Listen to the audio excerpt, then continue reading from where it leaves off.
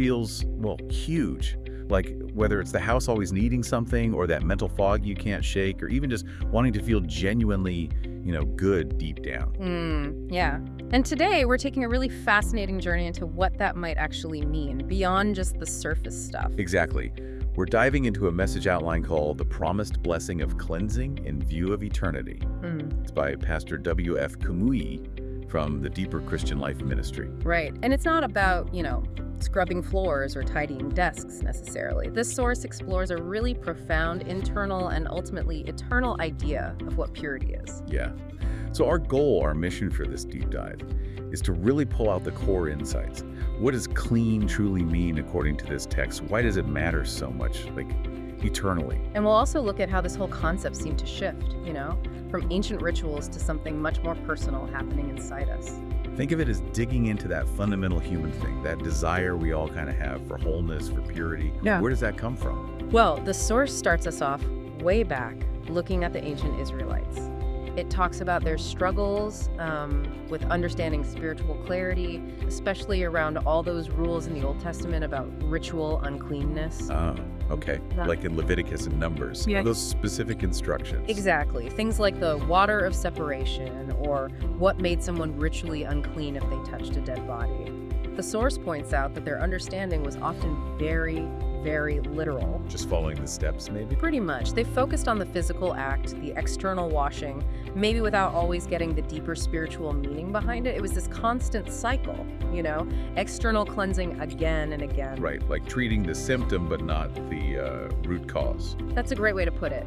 The source calls these rituals symbolic tools. It's like a pictorial language. Yeah. The idea was to teach spiritual truths progressively. Okay, like learning the alphabet before you can read a novel. Exactly. The Old Covenant was that foundation, the basics, pointing towards something, deeper in the New Covenant. So these rituals weren't the final answer, more like preparation. Yes, precisely. And then comes this real turning point. The source highlights Ezekiel 36.25. That's where God himself says, "Then will I sprinkle clean water upon you." So God steps in directly. That sounds different. It's a huge shift because this promised cleansing isn't just external anymore. It's not about a physical wash that can just get dirty again. So what is it about then? It's about the core issue the source stresses. It's about the heart, the spirit. Ezekiel 36, the very next verse, talks about getting a new heart and a new spirit. A new heart. Yeah, it's described as a divine operation, taking out that stubborn, resistant, stony heart and putting in a heart of flesh. Something sensitive, something responsive to God. Wow, that's a powerful image. Hard stone to living flesh. It really is. But the source notes that even later on, like around the time of Zechariah, near the end of the Old Testament period, this idea of internal transformation, it was still largely misunderstood by many in Israel. They were still stuck on the outside stuff. It seems like it. Focusing on the rites, the actions, but maybe missing that deeper internal shift God was actually promising, like admiring the recipe book but never tasting the dish, Okay, gotcha. And this lack of real internal cleansing, did it have consequences? Oh, definitely. The source links it to the ultimate consequence. Separation from God's presence, not just temporarily, but eternally. Basically being barred from heaven. Really, eternal stakes. Yeah. It points to Ephesians 5, verses 5 and 6, which talks about how the unclean and the covetous people whose desires essentially become their idols don't have an inheritance in God's kingdom. Okay, so this is serious stuff.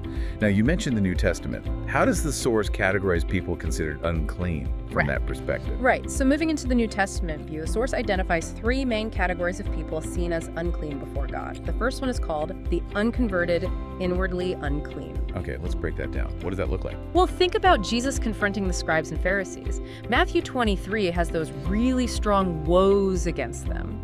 They were super careful about cleaning the outside of the cup. Right, Yes. meticulously clean. Yeah, Jesus said inside they were full of extortion and self-indulgence. He compared them to whitewashed tombs. Oof. Beautiful outside. But inside, dead people's bones in all uncleanness. That's the core idea here, this huge gap between how they appeared outwardly religious and what was really going on inside. All about the performance, but the heart wasn't right. Exactly. Matthew 23.28 says it plainly. Outwardly appear righteous, but inwardly you are full of hypocrisy and lawlessness.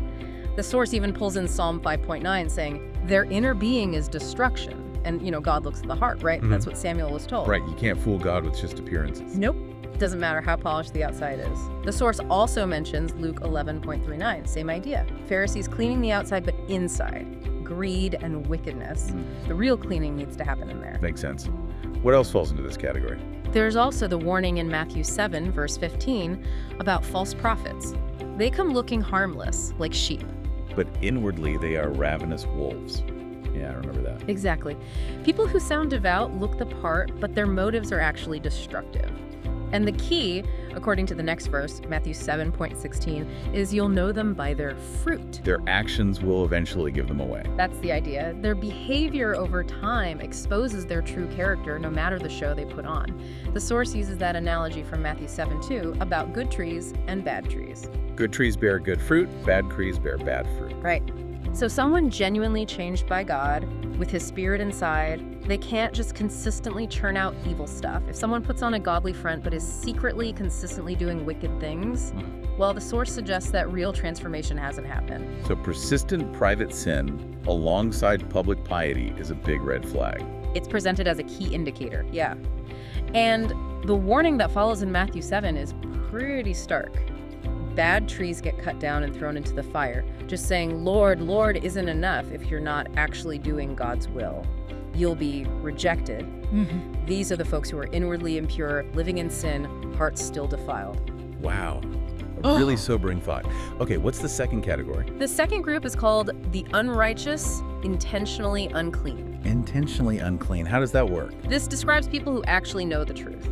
They're aware of God's standards, purity in heart, character, conduct, but they deliberately choose to reject it all and live unrighteously. So it's not ignorance, it's a conscious choice against what's right. Exactly. It's willful. The source quotes Romans 1, verses 18 and 24, talking about God's wrath against this kind of ungodliness and how God eventually gave them up in the lusts of their hearts to impurity. Gave them up. Yeah, like letting them go down the path they insisted on choosing. It uses an analogy from Hosea 4:17 about Ephraim being joined to idols. Basically, if you willfully cling to sin, God might eventually just say, okay, have it your way. Even if they hear the truth, like in church. Doesn't guarantee anything if the heart is set on disobedience. It's like knowing the traffic laws, but deciding to speed anyway, deliberately. A willful turning away, even knowing the consequences. Precisely. Romans 1, verse 28 is also mentioned because they didn't think it was worthwhile to retain the knowledge of God. God gave them over to a depraved mind. This isn't just a slip-up. It's described as rebellion against the gospel, against God's holiness. And the source says there are consequences for rejecting grace like that. Yes, when grace is constantly pushed away, it can be withdrawn. When God makes promises and they're refused, well, they don't get fulfilled.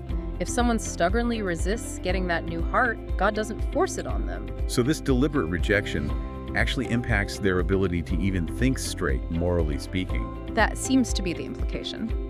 The source then lists a whole bunch of characteristics from Romans 1, verses 29 and 30, things like unrighteousness, sexual immorality, wickedness, greed, malice, envy, murder. You get the picture. Yeah, it's a heavy list. It emphasizes their pride, their self-centeredness, even things like disobedience to parents, or worse, encouraging young people to rebel. The source links disrespect for earthly parents to dishonoring spiritual leaders, too. It sees it as a pattern. A pattern of intentional wrongdoing, yeah. Even doing wrong things openly when people can see, showing the spirit of defiance. And it goes on in Romans 1.3132, they lack understanding, they break promises, they're heartless, ruthless. And not only do they do these things, but they approve of others who practice them. It's like deliberately suppressing the truth they know deep down. Wow, that's a really bleak picture of intentional rebellion. Okay, what about the third category? The third one is the unconcerned, internally unclean.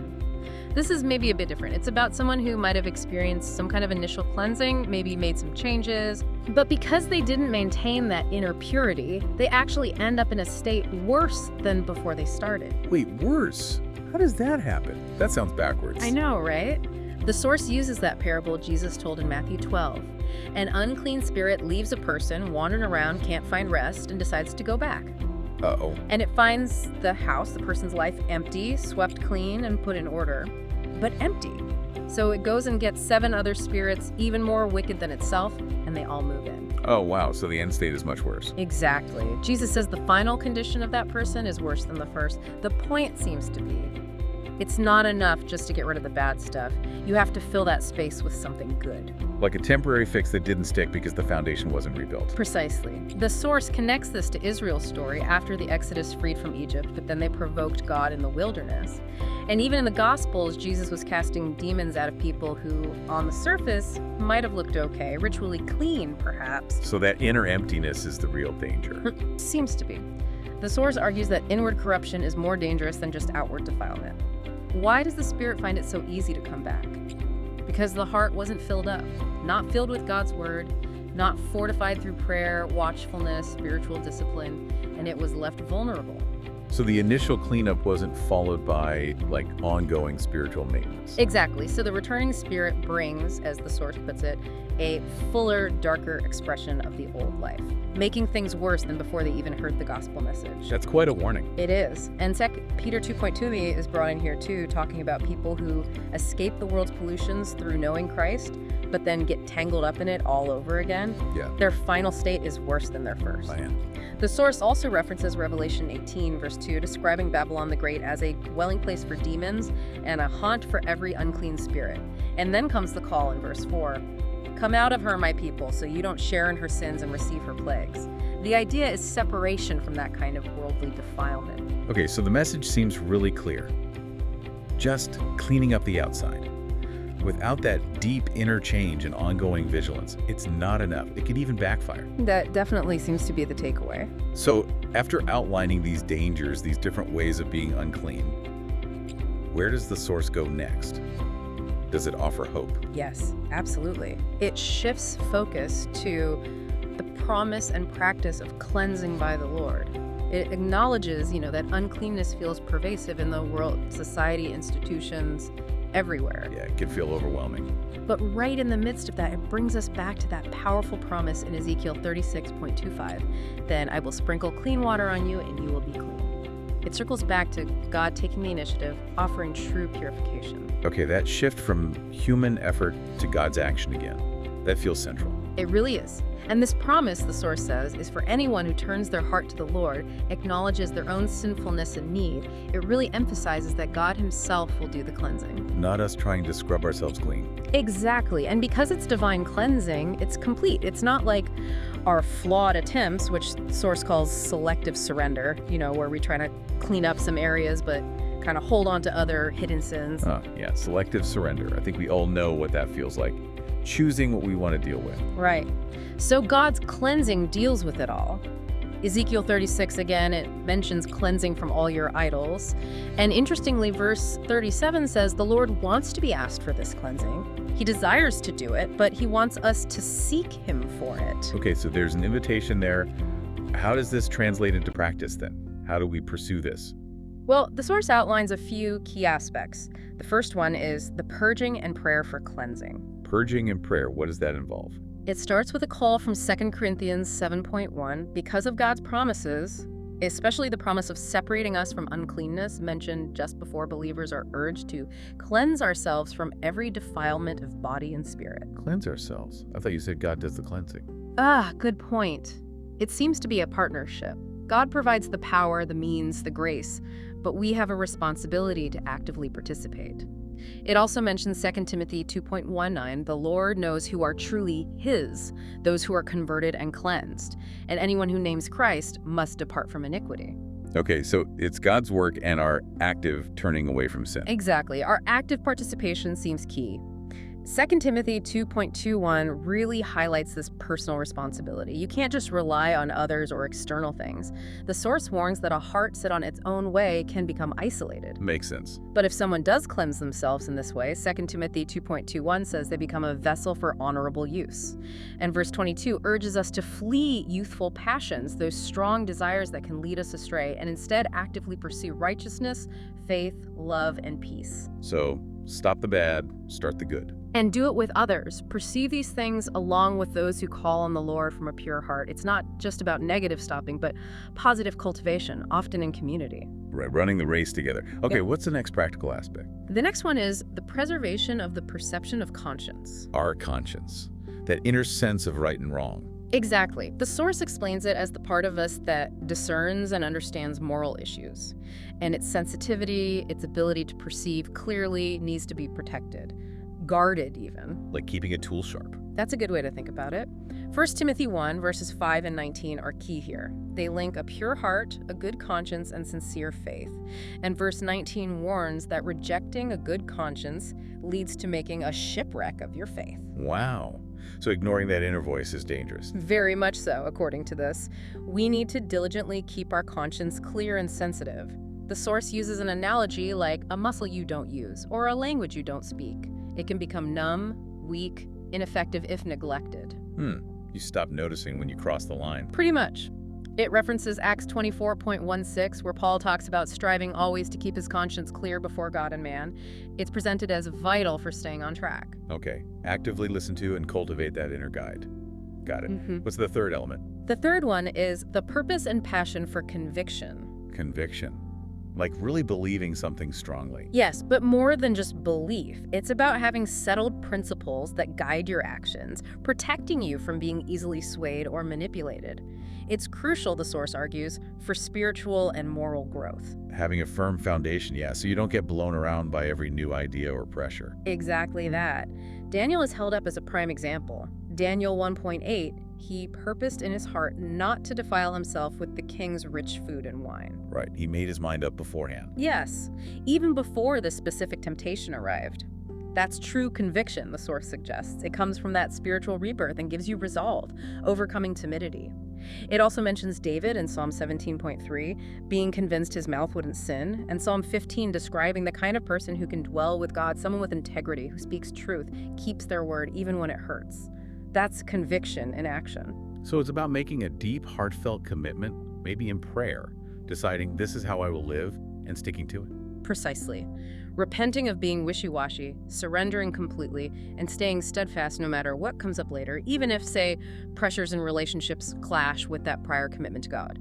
Conviction provides that internal anchor. That makes sense. It gives you strength and stability. Yeah. Okay, what's the final part of this cleansing process? The final aspect discussed is the privilege of cleaving to the Lord. Cleaving, like holding on tightly. Exactly.